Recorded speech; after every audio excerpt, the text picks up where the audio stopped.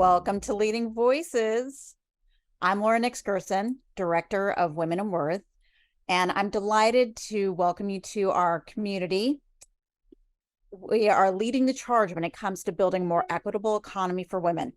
In addition to this series, we host events throughout the year. Our annual Women's Summit is taking place on Wednesday, April 26th in New York City.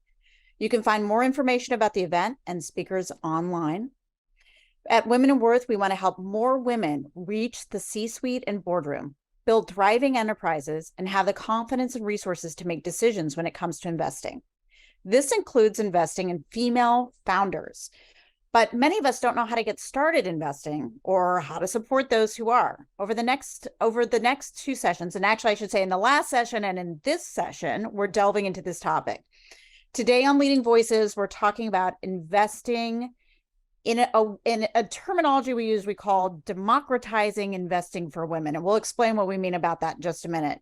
This is the second in our series on investing in women. And I'm joined today by two of my favorite women to talk about this topic with, Kelly Arena, founder of Golden Hour Ventures, and Halle Kaplan-Allen, Director of Revenue at Sydecar. Hi, ladies. Hello. I'm so glad you guys are here. So Kelly is an angel investor who let me back it up a little bit. So she's an angel investor with Golden Hour Ventures, and her background came from financial leadership development at Johnson & Johnson and working in public finance and healthcare at Merrill Lynch. She's going to tell you a little bit more about her background, but I wanted to say that at Golden Hour Ventures, they have one mission in mind, which is to make women rich. And there's a process to do that. And she's activating the female angel investor community, bringing women closer to their finances, realizing the power of collective consumption, which we need to keep in mind. You know, we are the biggest consumers out there. We drive 95% of the consumer choices in this country. We should also be the ones driving the investment decisions, right? Exactly. And then Halle is the head of revenue over at Sydecar, where she's responsible for growing the ecosystem of VCs over at Sydecar. And I'm going to let her tell you a little bit more about what she does as well. So take it away. Kelly, you want to tell us a little bit more about yourself, and then Halle, you as well? Happy to. Yeah. I started my career at the very beginning at a professional football franchise. Moved to corporate finance at Johnson & Johnson, and then investment banking at Merrill Lynch. So through all of that, working in really male-dominated industries, when it was time for me to have a family, really kind of felt like I didn't have a choice between maintaining that life in investment banking and having children, and didn't have a lot of women mentors that I could look up to that managed to have that balance and be like really great at their skill set and have a family. And I noticed that all tended to have women kind of supporting everything else at home. So I left and kind of licked my wounds and, was mad at the world for not feeling I had that kind of support in my work environment. And as a way to buy my time, started consulting with startups. I loved being the financial mind that could partner with someone that was creative. And then through that process, started to see the inequality in access to funding. So I was working with male founders who was like, hey, I got this $500,000 check for my startup on the golf course, and working with women founders who were post-revenue, had already established product market fit, and yet we're having a difficult time getting a seat at the table, didn't have this huge network of friends and family investors that our male counterparts seem to be so tapped into. So started putting my money where my mouth is as an angel investor, investing in women companies that I believed in. And from there, launched Golden Hour Ventures, which with one mission two missions, like 18 missions, to be honest. But what I've been focusing on my day-to-day is activating a bigger group of female angel investors who are interested in getting involved in the private markets, as well as supporting female founders through any means necessary. And I'm hoping that in a decade or more, what we see is a lot more female founded companies that have grown, that have really influenced the way our culture works, and creating a more inclusive space. Love it. That's a lot going on there. That's good. I know. And Kelly, I'm so glad you're doing all that. By the way, we do talk about this, like men have these conversations on the golf course. Men are talking about money all the time. And this is part of the reason why we're doing Leading Voices, is we want to have more conversations about money, about finances, and about all the different aspects of growing your wealth and investing your wealth. Halle, tell us about you and your background. Absolutely. To start off with Sydecar, I mean, I just love hearing anything Kelly has to say, but like Sydecar exists because of people like Kelly and for people like Kelly. And I'll come back to that. I'll give a little bit about my background, although it's not nearly as interesting and certainly not intentional. I stumbled into this industry by accident. My early career was in the nonprofit world, where I saw fundraising from a very different perspective and the challenges that come with it, especially being based in the South. I live in New Orleans, and was really discouraged by the lack of just, I don't know, dynamicness and fast-paced forward thinking that occurs in most nonprofits, not all, but I got a bug in my ear that the tech industry would be a little bit more interesting and fast-paced and what I was looking for. So ended up working at a couple tech startups, and like I said, really by accident, found my way into the world of investing in VC through one of those startups that was building kind of tools for investors, and specifically the next generation of emerging investors, and then ended up at Sydecar, where we are building financial infrastructure to facilitate private investments and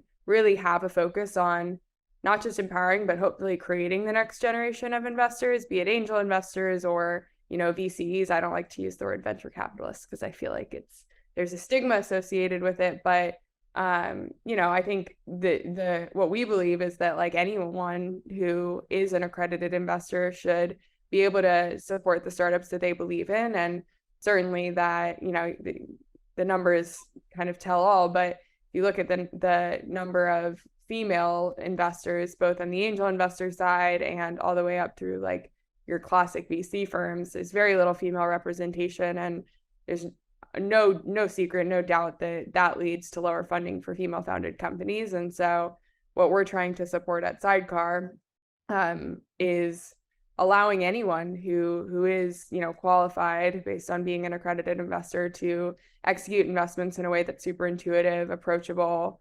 that has, reasonable fees associated with it. Historically, investing into startups has required working with a lawyer, working with a team of bankers and accountants, and really racking up costs that are just not feasible for someone who, like Kelly, has started exploring this alongside consulting with startups. And my hope is that with the way which Sydecar has built product and the way in which we make it accessible and intuitive, that we can let more people dip their toe in the water of investing, whether or not they want to make it a full-time career or not, because that will lead to the outcome of more women being funded as well.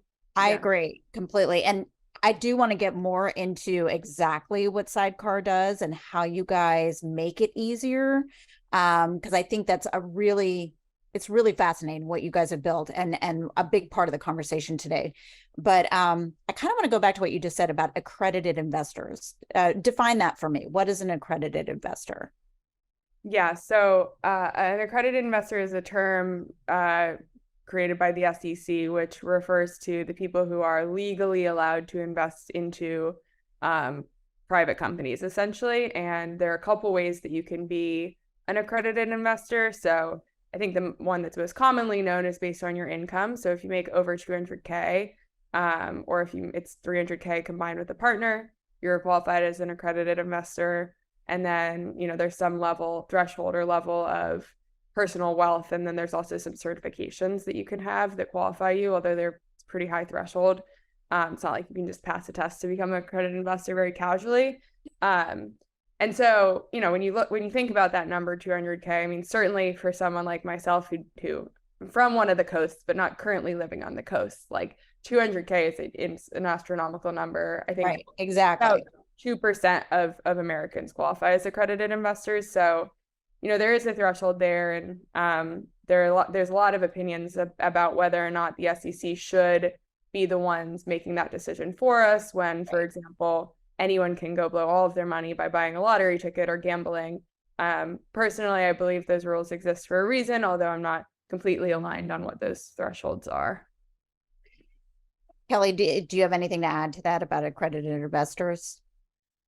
Yeah, I totally agree. I think that it's for a reason, right? It's to protect investors. Private market investing is inherently risky, and majority of startups fail. So I think they exist for a reason, for sure. But at the same time, given the different vehicles that exist, I think an informed person should and can be able to make those decisions for themselves. And I think, inherently it tends to have bias within that. Both it favors, white men and the folks who've been traditionally investing in the market. So there's two sides to that. And I think there's a lot of rules there are a lot of rules that are changing now, Reg CF, which is like the crowdfunding rule that allows you to kind of invest in private companies via more of a crowdfunding model, as long as you're investing through a vehicle that is a registered broker dealer. So there's a lot of minutia in there, but there's ways around that are still legal and approved by the SEC. And also there's a lot of folks out there who think that a lot of SEC rules, although to protect investors, also are problematic in some ways. Well, we're certainly not going to resolve the barrier to entry as a accredited investor today, but I think we can talk about one of the other barriers to entry, which is how to get started as a woman in investing, which is, part of the problem. And so when we started talking about the topic today and we were saying, democratizing investing for women, what do we mean by that? And I think really what we're talking about is removing that barrier to entry and finding ways to invest together. And one of the ways to invest is to invest in an investment group, like finding other groups of women that you can invest with to look at opportunities together. And there's some prime examples of that, but I think, the example we want to delve into today is SPVs.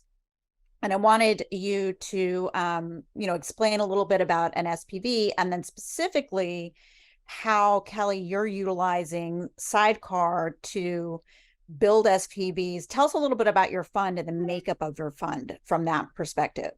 And then we're going to tell some stories about some of the events we've been at recently around the SPVs, because I think it's really interesting. Cool. Well, I want to start by saying that for those who don't know, 1.9% of venture capital went to women-founded companies last year in 2022. So yeah, the number went down. It went down. It went down. It was very sad. 2021. So when we talk about democratizing access, it comes from me thinking, like, what is the lever to pull to fix those numbers? 1.9% going to women-founded companies is egregious. Right. My hypothesis is that we need more women check writers. Yes. This exists in all of its form, and most folks in VC happen to be white men. And because inherent bias exists, those investors are going to invest in things that are resonant with them. That's right. Okay. That's human, unless you're, intentionally trying to invest outside of your bias. If we have more women and people of color investing, then they will inherently invest in things that resonate with them, thus growing more companies of diversity. So when we talk about democratizing access, going from not being an angel investor to being an angel investor seems big, particularly as it's traditionally been done, which is investing in companies direct to their cap table, which is traditionally $50,000, $100,000 checks. It seems it's not accessible. So if my hypothesis is that we need more women writing checks, I want to start somewhere that feels more palatable, more accessible, to really learn through doing. So what Sydecar and the model of the SPV has done for me is able to bring deals to my network of folks who are accredited, who, maybe they're not connected to the financial industry. There's attorneys, there's doctors, there's marketers, and they never quite diligenced a deal before, but they know this company is raising and they believe in it and they want to see it exist in 10 years. They could write a check from anywhere from $5,000 to $50,000 and have skin in the game, serve as a brand ambassador, use their own connections within their industry to help that founder. So the way I view it, my model is, if you're a visual person like me, you can think of 3 circles in the Venn diagram. There's the intentionality of investing, there's the intentionality of philanthropy, and there's the intentionality of consumerism, right? So we invest because we want returns. we give our money because we care about the way our future is shaped, and we consume in the ways that we choose to consume. And at the middle of all of that is investing in the companies that you want to consume, make a return on, and you care about how they're building the future. And we can do that via syndicate. And the power of 25 to 50 women in a syndicate, all of a sudden we're at $250,000 or $500,000, and that's a big deal. So it's like organizing these communities around companies that we believe in, and it's really impactful.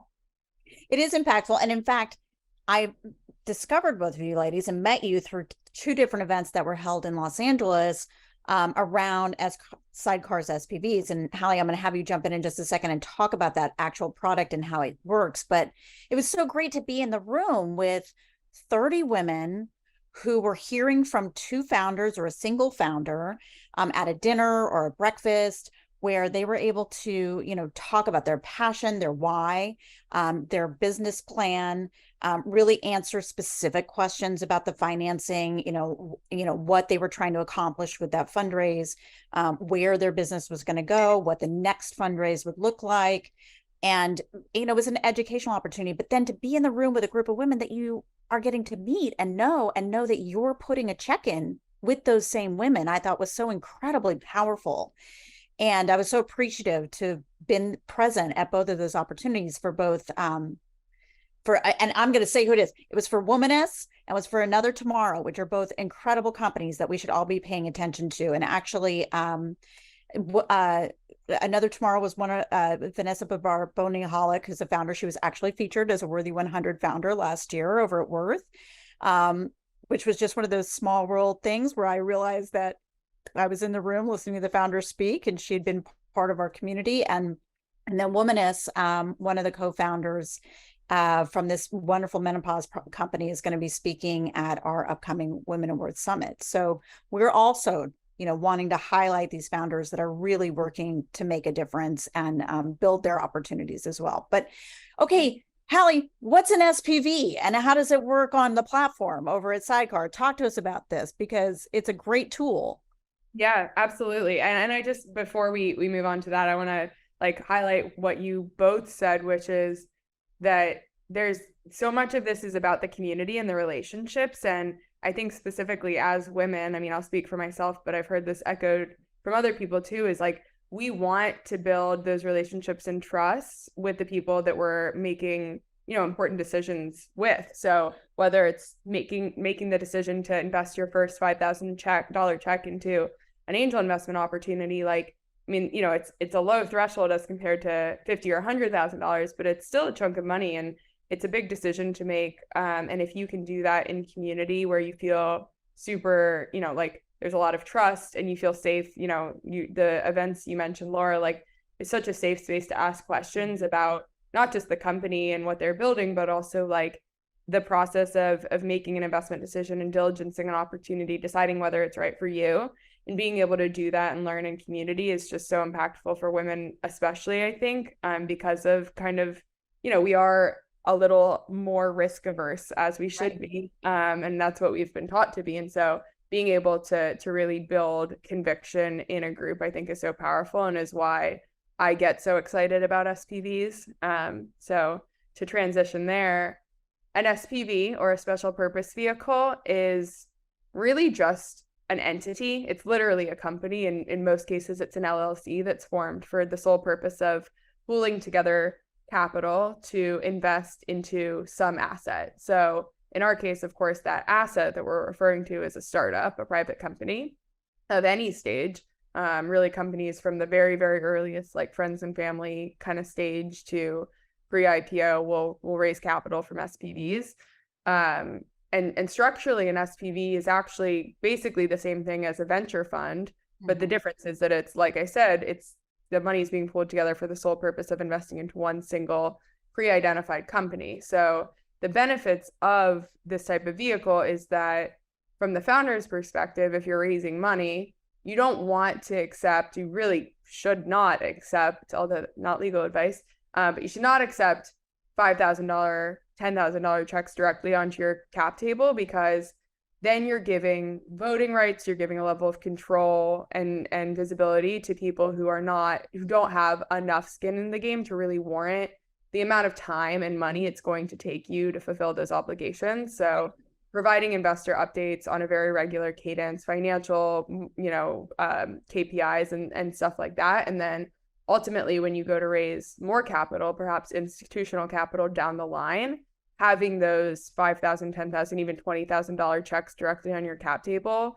is, one, going to be an administrative nightmare, but two, is actually probably going to create some skepticism from institutional investors who may not trust, your decision-making abilities based on that decision. And so historically, it's been like, okay, you're starting a company. Once again, maybe you're at that pre-seed or friends and family round, and you do have people who believe in you, but they really only have access to those $5,000 or $10,000 check sizes to support you. And in many cases, historically, founders just haven't been able to accept those checks because of all the nuance that I just explained. And the power of an SPV is that you can take, 10, 15 people who all have $10,000 to $15,000 checks, or, 5 to 10, whatever the amount is, up to 50, like Kelly said, or even more. You can pull those together, and all of a sudden you have, $100,000, $200,000, $500,000 that you didn't have before because you've aggregated that capital.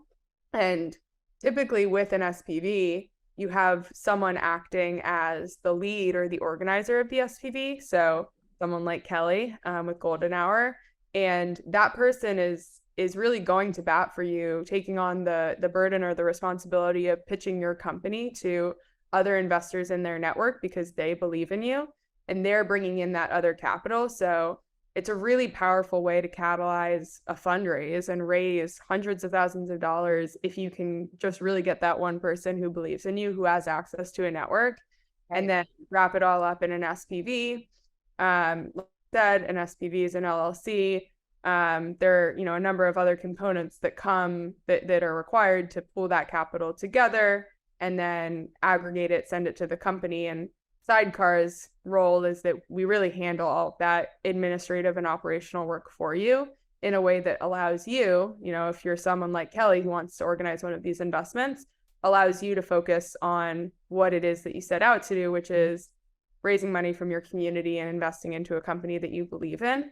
And in the past, all of those kind of operational pieces that are associated with an SPV have gotten in the way, both from a time and money perspective, of being able to do that effectively. So if you're spending tens of thousands of dollars on putting together an investment that's only 100 or 200K, like that just doesn't make sense, right? And so what we've done is bring true software to the process of putting together an SPV, so that, once again, if you're someone like Kelly who's organizing one of these investments, you're having a product that's taking care of things like putting together the legal documents, handling the movement of money from bank account to bank account, financial reporting, and then K-1 tax documents.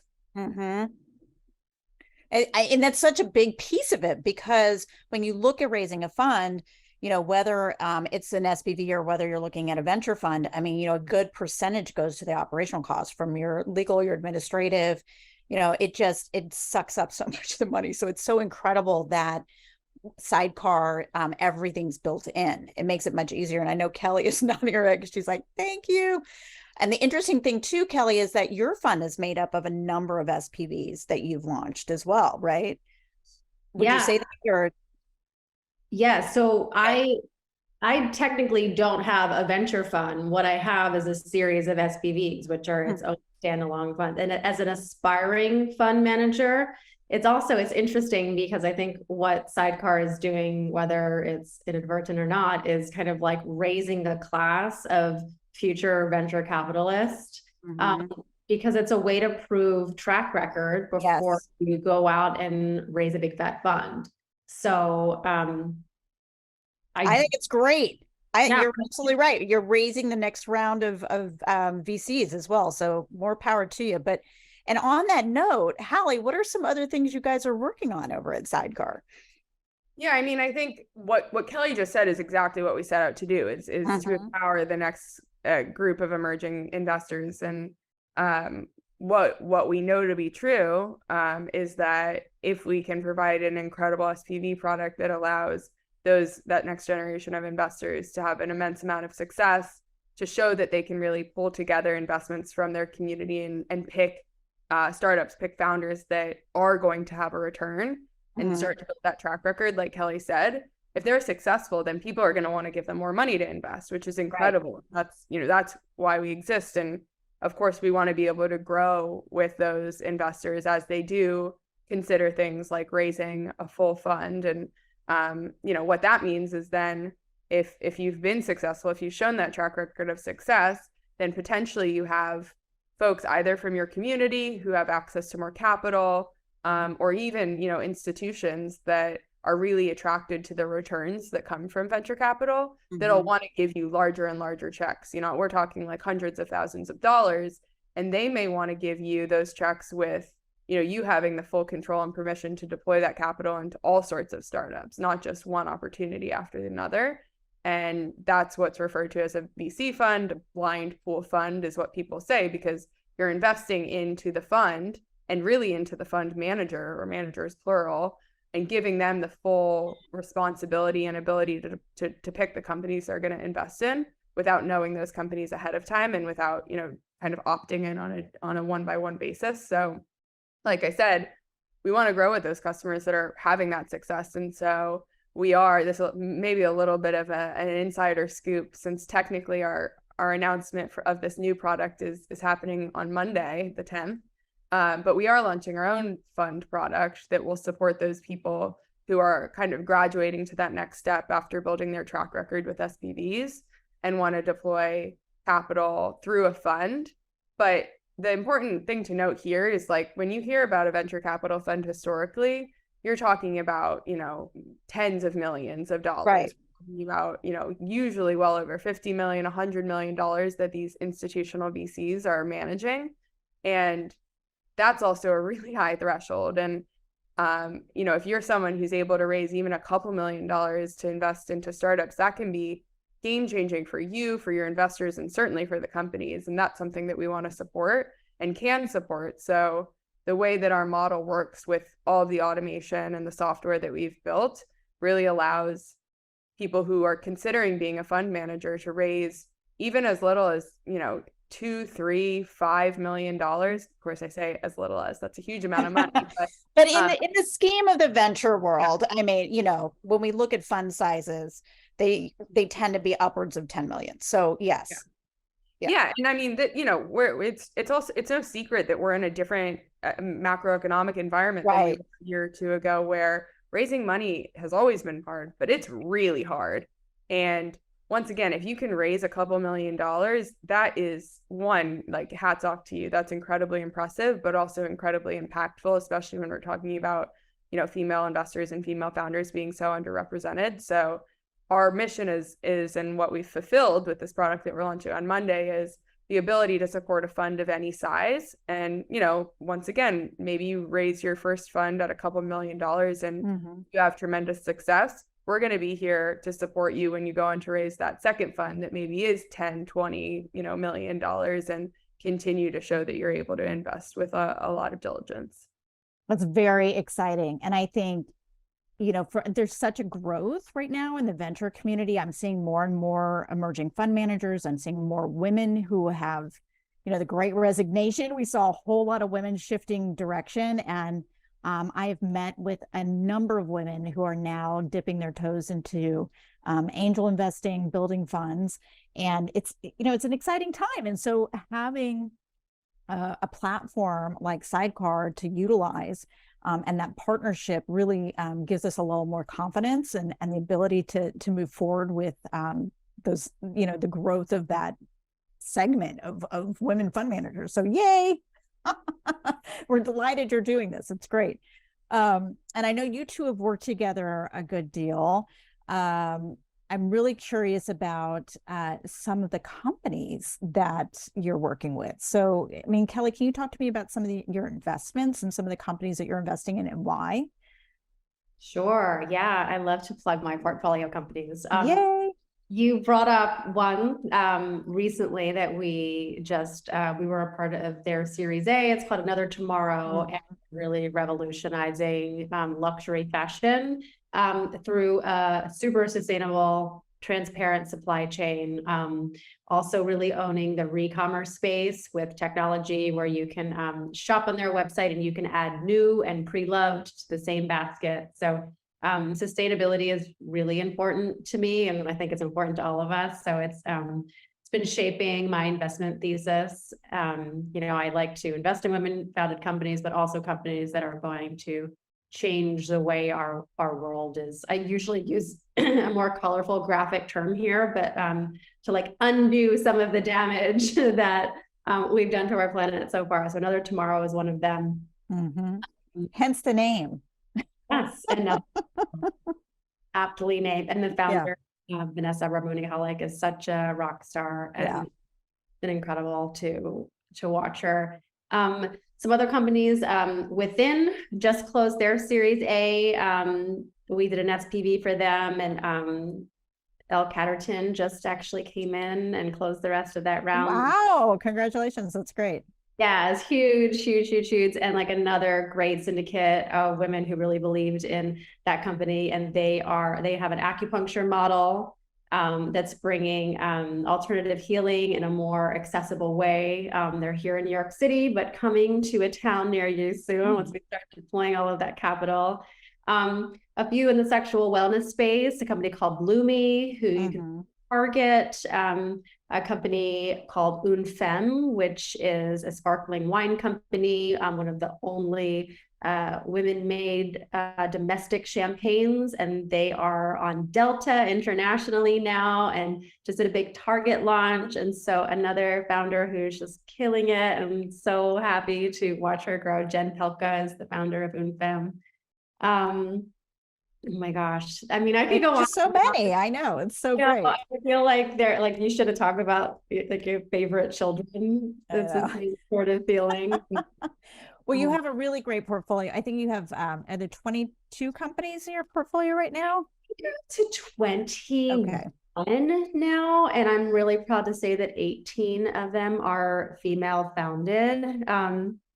So I haven't had EVs for all of them. Some of them are my personal investments, personal angel investments, and some I've syndicated. Some back when I was like first started syndicating, I did it the old fashioned way. So Sydecar has really changed the game for me. We were doing it like paperwork, attorneys, like it's very it's so tedious. It's so tedious. I know. And I couldn't figure out how to get the women in work background on my Zoom screen, but it's been up an SPV like nobody's business, and how user friendly the interface and the technology is, and it's really kind of like unlock that so I can just do what I'm good at. Which is great. The whole reason why Sydecar was created. Wait, Kelly, we have a question. So if somebody wanted to invest in any of the ventures that you're launching, is there a way they can access you online to apply to be part of one of your SPVs? Yeah, visit my website, goldenhourventures.co. And you can reach out to me that way or email me and you can be part of our network. I legally I'm on Instagram as well, but legally cannot advertise my investments through social media. So I play by the book there. But if you are a part of my network, then you will tire of my deal flow. I promise you. So you can get in touch with me that way, and then you're in my network, and anything I'm raising for or any startups that I feel like are resonant with my network, you'll be kept in that flow. And Halle, is that the same over at Sydecar? Do you share any of the investment opportunities through your platform? Yeah, that's a great question, and an opportunity to maybe do some educating on the point that Kelly just shared. So Sydecar as a platform is very focused on just being the tools to help facilitate these. So we don't do any kind of deal flow sharing. We're not a marketplace to look for deals or investors. That's actually very purposeful. We believe that, kind of like I mentioned before, that investing as a community is really the best way to do so, and specifically investing with people and in people that you've really grown to know and trust, and especially once again, given the current macro environment, just even more important. And so what we've seen be incredibly valuable and impactful is people like Kelly who have just built their networks organically over time. who, through their careers, through their personal networks, have demonstrated that they're, one, just really, really bright and able to pick companies, and then able to convince the best companies to grant them an allocation into their fundraising rounds. And that those kind of, call it IRL, although they don't have to be IRL these days, relationships are really what lead to the most impactful investing communities or syndicates. So no, we don't provide deal flow. We don't do any sort of marketplace matching. And to Kelly's point, she mentioned not being able to publicly share investment opportunities on her social media. So that relates to another piece of SEC regulation around what's called general solicitation. So typically you are not allowed to generally solicit people that you do not have an existing relationship with if you're raising funds either for a venture fund or for an SPV. There is a newer regulation that does allow general solicitation. So it's called 506C of Regulation D, if you want to get really nerdy. But under 506C, you are allowed to raise funds publicly through things like social media, but you're required to verify through paperwork the accreditation status of everyone participating. So that means that each one of your investors either has to share like their income, statement or W-9, or get a note from their lawyer, like a signed document. And just administratively, obviously that's a bit more complicated. So while it's not something we support today, it is absolutely something we plan to support in the future, because it's, we all know the power. I believe that's the regulation that allows for the crowdfunding platforms, right? Am I right? Sort of. We don't have to go down that path. Yeah. Anyway, the Regulation D versus Reg CF, but yeah, lots of different. Reg CF, that's what it is. Okay. Wait, and then so are mostly fund managers or investors coming to Sydecar, or are founders also working directly through Sydecar to raise their SPVs? Is this also happening? Yeah, that's a great question. Absolutely. So like I mentioned when I was talking about what an SPV is, typically there is what's referred to as a lead or an organizer of an SPV who is not associated with the company, but has met or formed a relationship with the founder and really believes in them and wants to drive more capital to their company. But a founder can also use an SPV as a vehicle for their own fundraise, and technically in that case acts as the organizer. So that can be really impactful if you're, a founder is raising at an early stage. You do have those kind of friends and family or small angel investors that are already really interested. But once again, you don't want to take that 5, 10K directly on your cap table. You can roll those all up into an SPV and organize it yourself, and basically just have it be sort of an instrument to streamline your fundraising process. That's great. That's good to know. And Kelly, you have, really good to know. I think it's great. Kelly, you have an accelerator program coming up, don't you? Speaking of founders, I'm sorry. Yeah, no, absolutely. I love to empower investors, and I love to help founders, particularly in the early stage where it really is dicey when you're in that place where, like, I need capital to prove product market fit, but I need product market fit to get capital. So that's a tricky place to be in. So I am co-leading the Dream Ventures Accelerator with Evans this spring. It actually starts next week. We've got a couple spots left. It's 20 founders. So if there's any founders out there that are early stage, it's usually a post revenue, but under $1 million is our sweet spot for this accelerator. We don't take equity or anything. It's not one of those. It's fee-based, and we do 7 weeks of programming. In our 8th week, we have a big event here in New York City with a room full of VCs, a room full of angels, and our founder cohort, and a pitch competition. And it's pretty great. Annie has been doing it for a while, and she just invited me into the fold to keep me looped in. I want to be there. That would be great. Absolutely. We would love to support her work. That's wonderful. Awesome. Will do. Guys, everything you're doing is so incredible. I really appreciate you both coming today and sharing all of this information with our audience. I do have one question. Okay, so you're not an accredited investor, but you want to support female founders. What's another way that you can utilize your dollars to support female founders if you're not at that point where you can start investing? Yeah, I'd love to take this one. There's so much that can be done. One, I think it's really important to understand that we control 80 to 90% of the consumer spend in our country, and we know where our money goes, the flows. So I would say first, just start by paying attention to where you're spending your dollars, and are the companies you're spending your dollars in supporting the same values and policies that you believe in. There are some resources to help you do that. I don't have them at my fingertips, but I would say owning your consumerism, where you bank, where you insure, where you're buying your groceries, what kind of values do those companies support? I think it's like the first thing you can do. And support women-founded companies and Black-founded companies. There's a couple of amazing marketplaces that do this work for you. The Vertical is one of them. They've got a great marketplace. 13 Loon, if you want to shop for your beauty. But I would say, look for women-founded companies and spend your dollars in. If you love them, share it on your Insta along with the link and be action-oriented. Like those, be an influencer within your sphere. You don't have to have 10 million followers. You could just be at dinner with your girlfriends, but like really hype the products and the companies that you believe in that are, founded by women. And then I would say there's so many other like angel syndicates out there that you don't have to be investing. You can just start following deal flow and get an education that way. I do Angel 101s. There's a bunch of other amazing organizations. She's Independent, and Natalie Levy is one of them. Golden Seeds. Pipeline Angels. I'm forgetting so many more. Oh, Alyssa Arnold with Pearl Influential. I invest via for syndicates all the time. I just invested in Kin because I'm a big fan of the non-alc.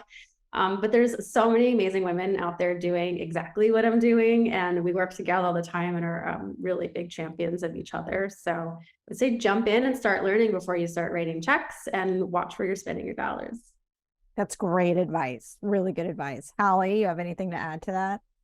Yeah, I think everything that Kelly said is so astute. I think what you'll find is like, if you aspire to be an angel investor, like you're probably less far from it than you might think. And getting that education and the exposure to deal flow, seeing how people like Kelly write deal memos is so educational if it's something that feels intimidating. And then there are other things I could add too. Like, for example, you actually can lead or organize an SPV if you are not an accredited investor. It's something called the Knowledgeable Employees Rule, which is recent within the past 5 or 10 years, that basically says that if you yourself are taking on the responsibility of diligencing the deal, evaluating it, writing that deal memo, and then pooling together capital from your network, you then qualify as an accredited investor for the purposes of that specific investment. So, if you are someone who's really, really tapped into the startup community, and of course you understand the risk of